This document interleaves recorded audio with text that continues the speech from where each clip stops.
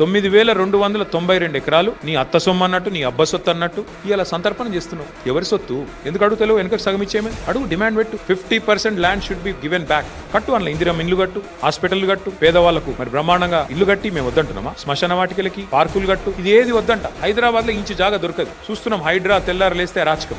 ఏది పేదవాళ్ళ మీద 40 గజాలు 30 గజాలు పోయి కులగొడతా ఉంటారు. మరి 9,292 ఎకరాలు నీ అబ్బ సొత్తా, ఏ సొత్తా? ఎట్లిస్తావు నువ్వు ప్రభుత్వ సొత్తును? ఇష్టం వచ్చినట్టు ఎవడికి పడితే వాడికి. ఈ విషయంలో వదిలిపెట్టం, ఊరుకోము. ఇది పెద్ద లూటు, ఇంతకు మించిన దోపిడీ బహుశా భారతదేశంలో ఎక్కడ జరగలేదు. ఇది నిజంగానే ఇవాళ ఒక లక్షల కోట్ల రూపాయల స్కామ్. ఇది ఈ రాష్ట్రానికి బహుశా భారతదేశంలో ఇంత పెద్ద భూ స్కామ్ లేదు. The biggest land scam in India. మీకు నిజాయితీ ఉంటే వెంటనే అసెంబ్లీని పిలవండి. ఆ రోజు అసెంబ్లీ ఒక్కటే రోజు పెట్టి పారిపోయింది కదా. మళ్ళీ పెడతాం, ఇక వారంలో పెడతాం, 10 రోజులే పెడతాం అన్నారు. 3 నెలల అసెంబ్లీ పెట్టండి. అసెంబ్లీ పెట్టి చర్చకు పెట్టండి దీని మీద. This is public property. 4 కోట్ల ప్రజల ఆస్తి ఇది. ఇది మీ అయ్య జాగిరి కాదు, మీ సొంతం కాదు. మీరు 5 ఏళ్ల కోసం మాత్రమే వచ్చిన ప్రభుత్వం మీది. మీరు 5 ఏళ్లు పాలించడానికి మాత్రమే మీకు అవకాశాలు ఇచ్చారు. తాతల తండ్రుల తరతరాల ఆస్తిని మీ ఇష్టం వచ్చినట్టు అమ్ముకోవడానికి మీకు అధికారం లేదు.